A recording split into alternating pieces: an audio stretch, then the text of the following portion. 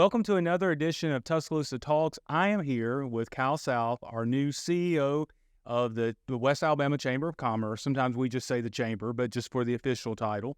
Cal, welcome to the Chamber. Thank you, Mayor. Appreciate it. Appreciate you taking on this task. Now, before we jump into why you wanted to lead this great organization, let's talk about who you are and kind of reintroduce yourselves to the people of all of Tuscaloosa County. Now, you're a Fayette County boy, right? That's right. So, born and raised in Fayette.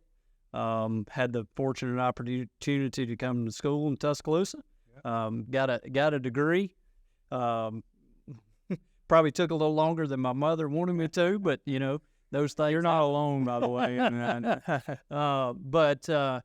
So moved back to Fayette after college. Was in the cable TV business. Owned and operated a few independent cable operations in West Alabama, and then decided to take a dip into politics back in 2014 and ran for the legislature. So over the past 9 years, have been fortunate enough to represent District 16 in the legislature, which encompassed a good portion of Tuscaloosa County. Well, I spent a lot of my time on Temple Avenue in Fayette at Winnie's. My grandmother owned a shop there, and then she. After she retired from that, worked at Robbie's, which is still legendary. So I have a close connection. I've always felt with you just because of that vet connection. So your time in the legislature, for those, what would be something most people don't know about the Alabama legislature? What would be surprising to an outsider looking in? I think we get a bad rap because of the partisan politics at the national level.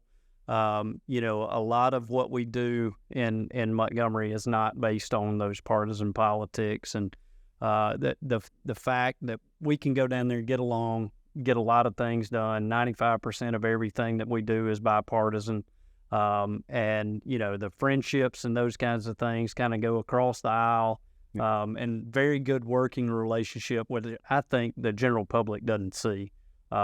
They see everybody backed into their corner because that's what the media tends to highlight, but it's far different from that. And that's been something that's kind of been inspiring for me. Mm-hmm. The fact that we can go down there and get the state's business done, all having similar goals, at the end of the day. And so, I wish there was more of that in D.C. Well, I do too, but I can affirm that because one of the bills you helped pass early on was House Bill 600.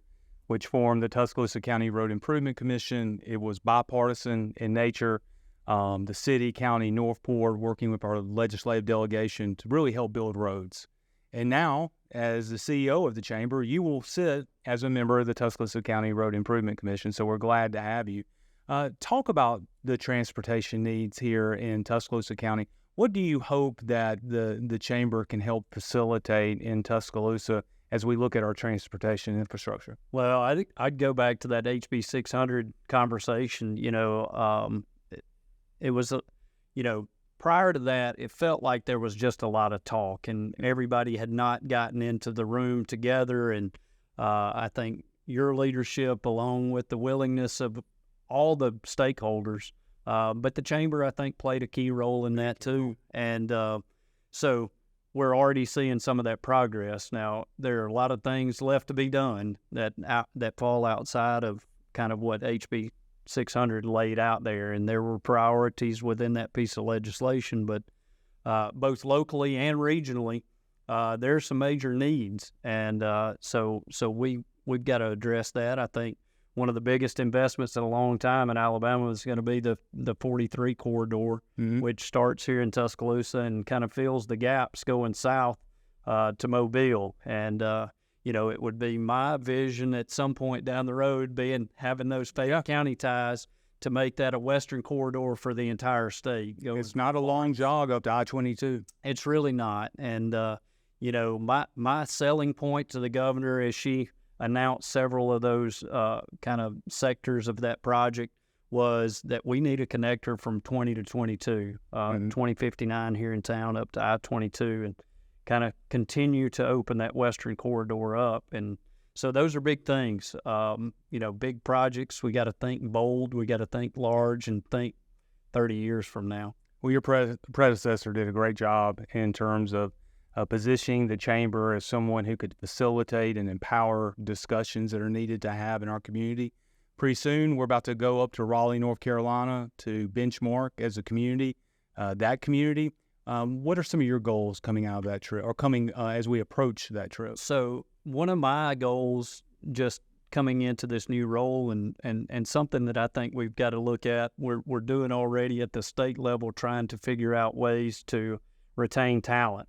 And we've got the biggest pool here in town of talent of any community within the state, in that we graduate 10,000 students a year. And if we could just keep a small portion of that talent locally, we could build a really good pipeline. But we've got to have those opportunities to do that. And so that's one of the things that I think we can take away from a trip to Raleigh. You know, I think they are one of those communities that's a college town.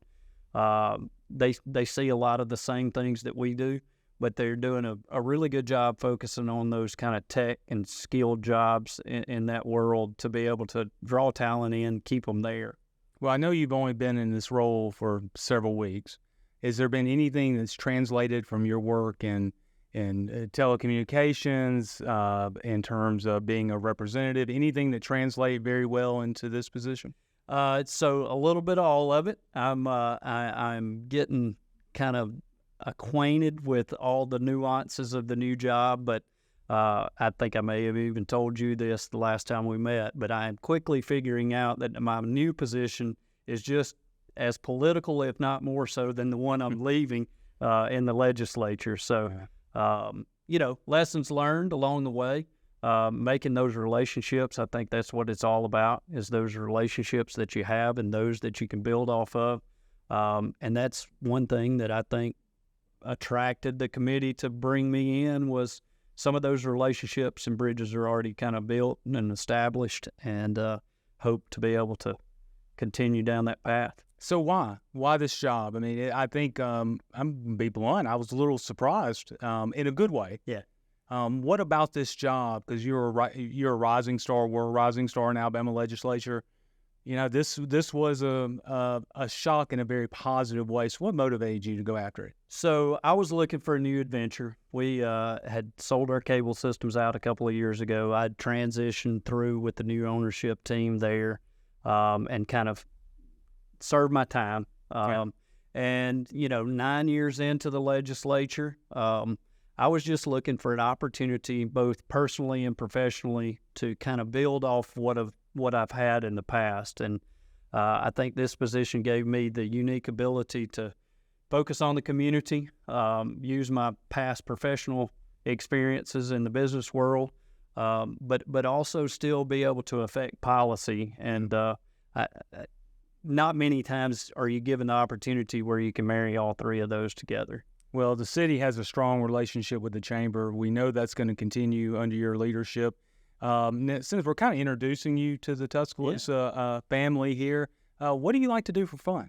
So, like to play a good bit of golf. So, oh, really? Yeah. So, what's your handicap? I'm a 1 right now. So you were kidding. Yeah. So I played in college, so it, you know, really? A little bit of experience back in the day, and still like to get out there a good bit. I've got 2 girls that are 15 and 12. They keep me busy on, you know, one very interested and active in the theater and arts programs here in the town, and have been for quite a while. And the other is a gymnast and cheerleader. And so outside of the golf course and maybe some other sporting activities, I'm focused on their activities and not my own.